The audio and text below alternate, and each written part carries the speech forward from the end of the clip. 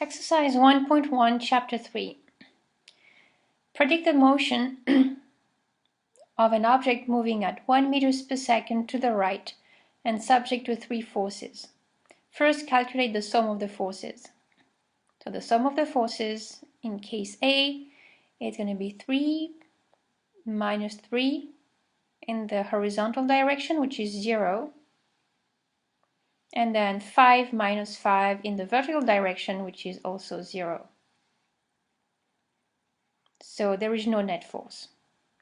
In case B, the sum of the forces is 6 minus 3, which is 3 newtons to the right, and then 5 up minus 5 up, which is 5 down, so it's 0 in the vertical direction, so you get 3 newtons I hat.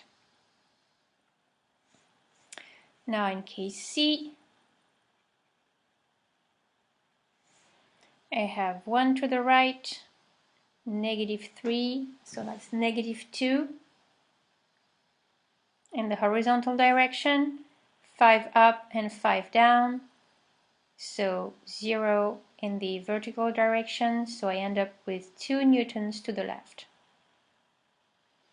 Next question. The sum of the forces is going to be 4 to the right, and 3 to the left, so that's 1 to the right, 6 up, 5 down, that's 1 up. And finally, question E,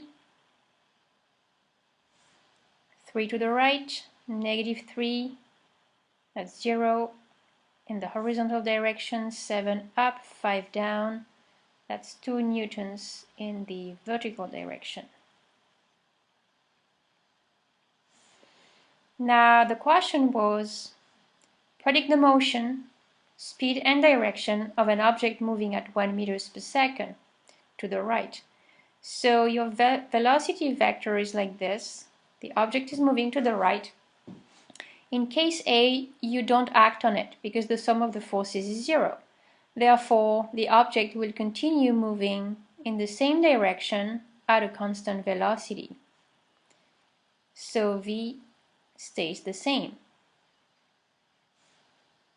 Now in case B, you start with the same velocity, but now you apply a net force that is to the right. What that net force will do, it will make the object speed up. So the object will be moving to the right with an increasing velocity. Question C. Again, the object is moving at 1 meters per second to the right. Now you apply a force that is to the left. The effect of that net force is that the object will slow down. So the object will be moving to the right, slowing down, and will eventually stop. And if the net force keeps acting on it, it's even possible that the object might end up moving to the left. Question D, you start with the same velocity vector as before.